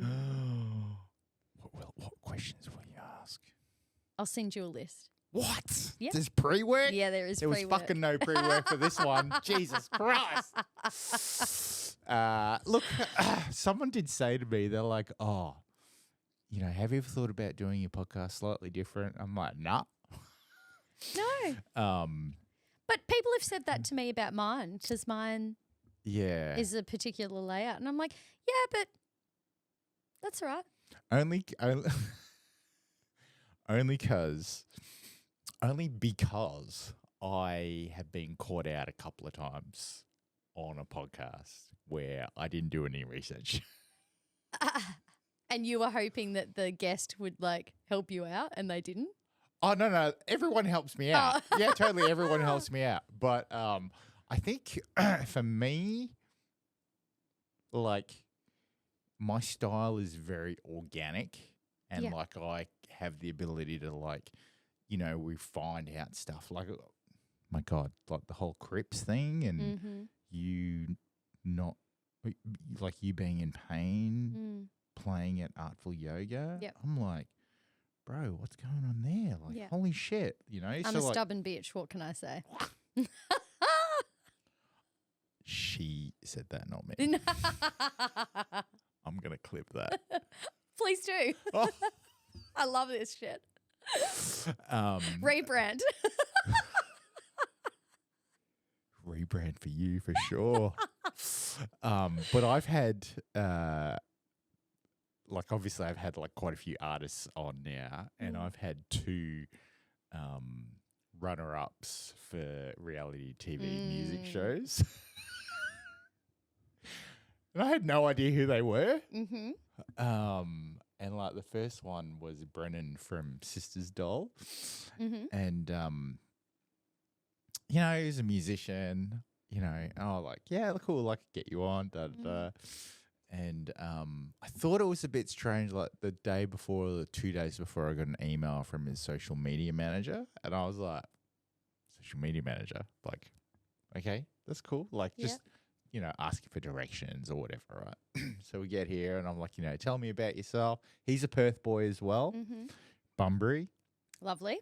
Plays in the band with his brothers and stuff. And then he's like, yeah, we were like on a TV show, da da da. I was like, oh, which one? It's like The Voice. I was like, oh, cool. Now you're going to take it, aren't you? No. And I was like, oh, where did you place? Yeah. Oh, we came second. Yeah. But I feel like so many. I mean, I'm 38 now, and I did Australian Idol when I was 16. Wow. But I would suggest that the people, as time's gone on, you would, especially if you're a musician, more and more people, like it's not uncommon for most people to have been involved in The Voice or X Factor or Idol or something. Whereas when I was 16, my vintage is Guy Sebastian, Shannon Knoll, you know, Millsy. Like, well, the second one was Emily Williams, season 2 of Idol, runner-up. I had no idea. Yeah. But like with Brennan, I was like, holy shit, man. Like I had no idea. I said, I should have done my research. She's like, nah, don't worry about it. But I almost think it's good. Yeah, I think it's good. Because it's just.